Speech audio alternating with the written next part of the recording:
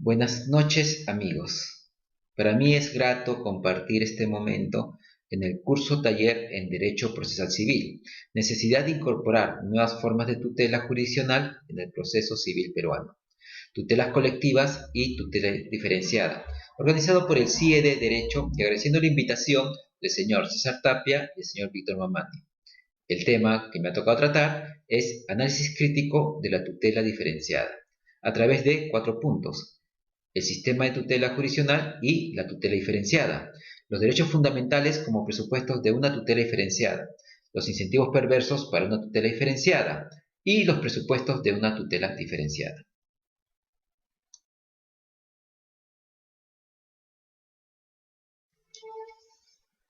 Los distintos grados de eficacia de la tutela jurisdiccional generan distintas manifestaciones de esta,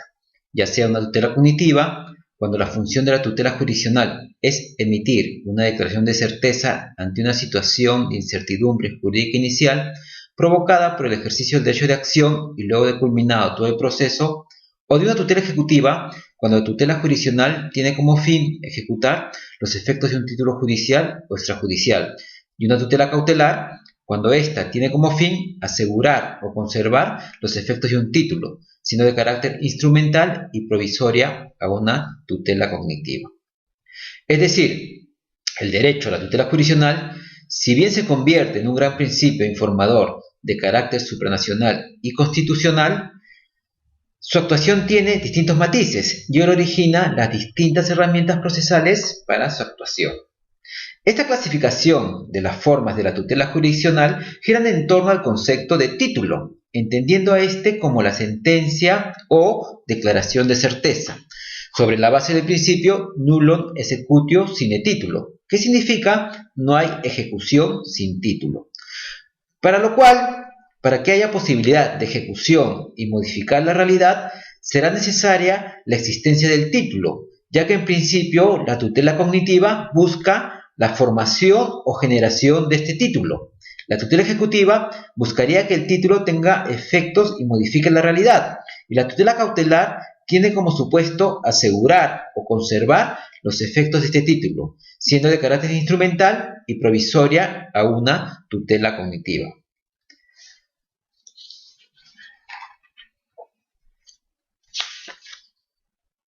Sin embargo, el derecho a la tutela jurisdiccional efectiva no se agota en las manifestaciones clásicas de tutela cognitiva, ejecutiva o cautelar, sino que actualmente se habla de una tutela diferenciada, que se manifiesta en una tutela urgente o anticipada, en la cual el objeto de la tutela judicial no es el ejercicio de la actividad jurisdiccional para la obtención o ejecución o conservación de un título, sino que se relaciona directamente con el derecho material lesionado y que exige una respuesta inmediata del órgano jurisdiccional para inhibir o prevenir un mayor daño.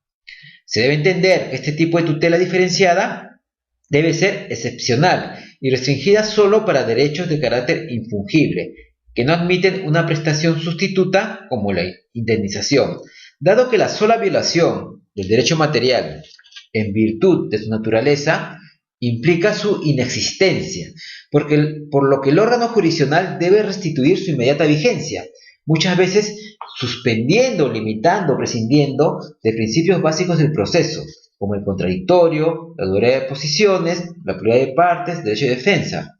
Así, tal como manifiesta Luis Guillermo Marinoni, la tutela del derecho es consecuencia de la existencia del propio derecho. No es suficiente que el ordenamiento jurídico afirme un derecho, es imprescindible conferirle tutela o protección. Sin embargo, un ordenamiento jurídico caracterizado por la provisión de autotutela ciertamente debe propiciar una tutela jurisdiccional adecuada a los derechos. En esta tutela diferenciada,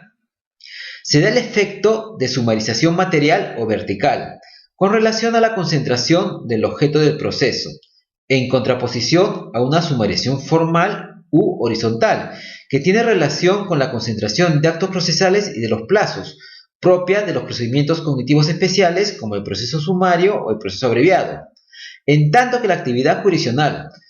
en esta tutela diferenciada no está dirigida a la obtención de un título, sino a la remoción o prevención del ilícito que impide el libre ejercicio del derecho lesionado o amenazado, por lo que la técnica procesal adecuada no es la herramienta clásica de tutela cognitiva, sino un mecanismo adecuado para que, en función de las circunstancias del caso, dar satisfacción a una necesidad que exige una expeditiva y desembarazada respuesta jurisdiccional, en palabras de Jorge Peirano. Sin embargo, se debe tener en cuenta que esta tutela de tipo específica está dirigida para la protección de derechos de carácter infungibles y no intercambiables y de contenido no patrimonial, es decir, que no sean susceptibles de cumplimiento a través de una prestación equivalente como es la indemnización, entendiendo por ello que está destinada a la protección de los derechos fundamentales. No se trata de una tutela residual ni opcional, sino de un mecanismo especial y específico propio del desarrollo de la concepción de los derechos fundamentales. Si bien el proceso cognitivo declarativo nació a consecuencia de una situación de liberalidad y a fin de proteger los intereses de una clase específica en sus relaciones comerciales, en el sentido contrario, la tutela diferenciada nace a consecuencia de la constitucionalización de los derechos fundamentales.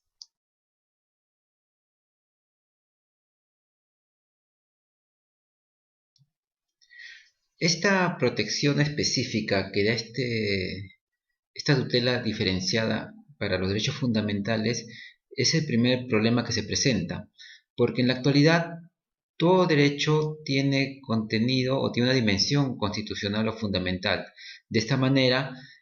a través de la protección de esa dimensión constitucional de cualquier tipo de derecho,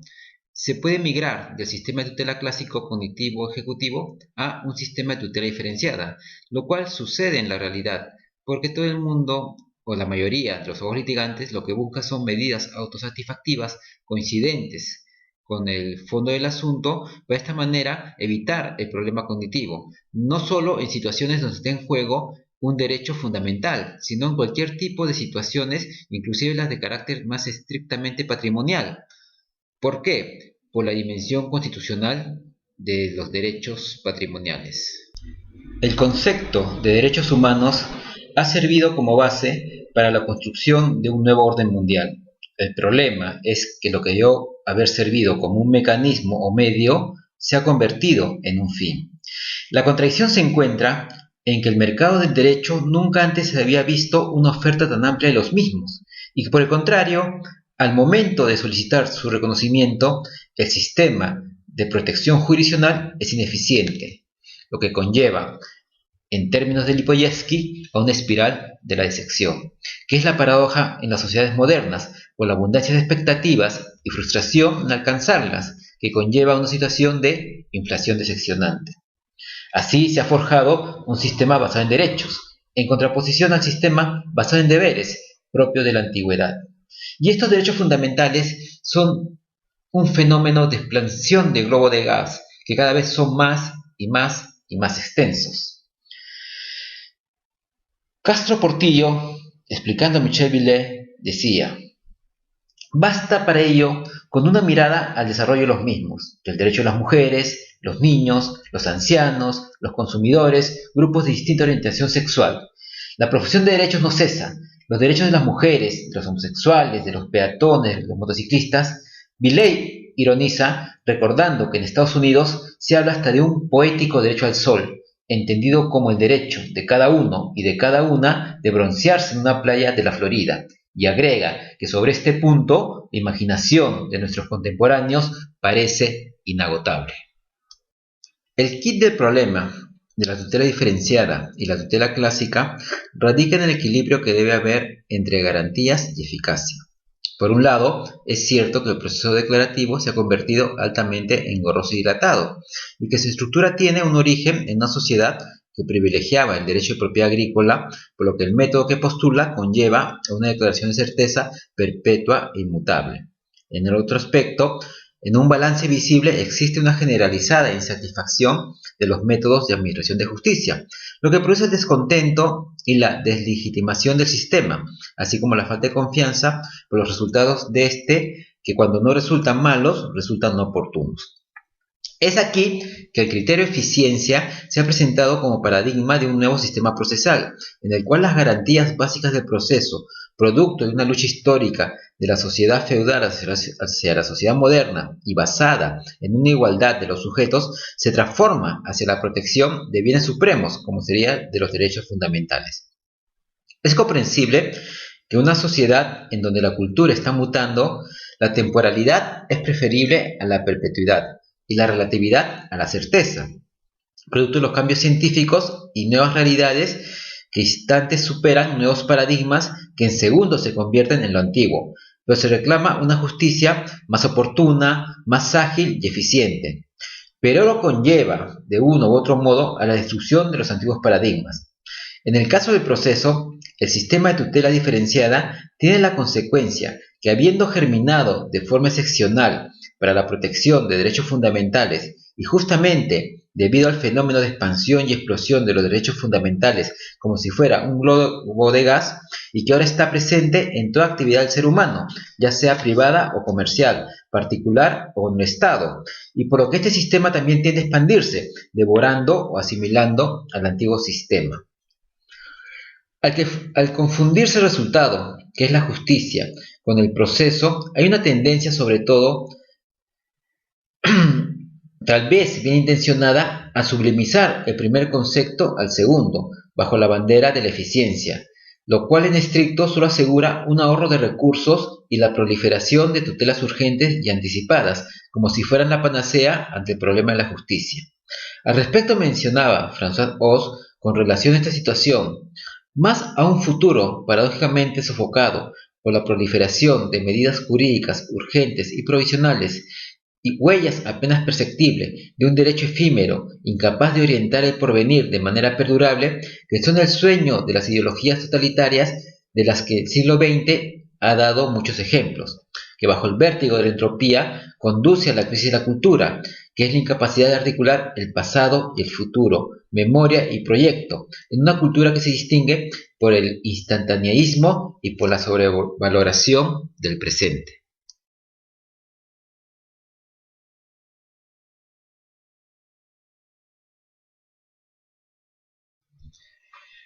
Si bien el primer problema que se ha estudiado es de orden teórico en cuanto a esta dimensión de los derechos fundamentales,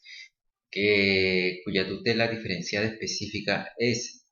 con relación a estos derechos, el segundo problema que vamos a ver es de orden práctico. En la medida, estas medidas anticipadas autosatisfactivas o de contenido satisfactivo coincidente con la satisfacción que debe dar el proceso cognitivo, generan incentivos para que el operador jurídico presente este tipo de medidas, prescindiendo así del proceso cognitivo. Como se ve en el cuadro, en el sistema de tutela jurisdiccional se produce un intercambio de bienes. Por un lado, la sociedad lo que da es la acción, y por otro lado, lo que el Estado proporciona es la jurisdicción. El intercambio de acción y jurisdicción se da en un punto de cruce que va a ser la justicia. Este punto Q, que es la justicia en su denominación o concepción más original, que es dar a cada uno lo que le corresponde, como está en el artículo primero del digesto, implica que a cada unidad de acción le corresponde una unidad de jurisdicción. Pero cuando se presenta una medida autosatisfactiva o de plena satisfacción que prescinde del contradictorio que tenemos, que se traslada el punto de justicia y equilibrio Q1 a un punto Q2, más cerca de la jurisdicción. Es decir, por poca cantidad de acción se da plena jurisdicción. Si bien el costo que produce este traslado se traslada a la parte demandada a través de la contracautela, no se grava la utilidad. ¿Por qué? Porque al trasladarse el punto Q de equilibrio, el punto de justicia, a un lado más cercano a la jurisdicción, como ustedes ven en el cuadro, se crea una utilidad excesiva que no está gravada, que no es el costo de servicio por una medida infundada, que es el trabajo de costo, sino es la utilidad que uno obtiene por la satisfacción plena sin contradictorio. Es decir, a poca acción recibe mucha jurisdicción, de tal manera que la justicia resulta un bien barato. Al ser la justicia un bien esencial y tener un costo bajo con relación a estas medidas autosatisfactivas, se da un incentivo para este tipo de medidas, que es lo que pasó hace algunos años con el amparo. El amparo como medida más rápida frente al proceso ordinario, que originó que todo el mundo, bajo la protección de derechos fundamentales, recurra al amparo. Lo mismo sucede en las tutelas diferenciadas. Bajo la concepción de la protección de la dimensión constitucional de los derechos, al obtener plena satisfacción con una medida cautelar sin contradicción y coincidente con el fondo, entonces el incentivo es para que la sociedad vaya a este tipo de medidas, prescindiendo del proceso cognitivo, y es lo que vemos en realidad todos los días.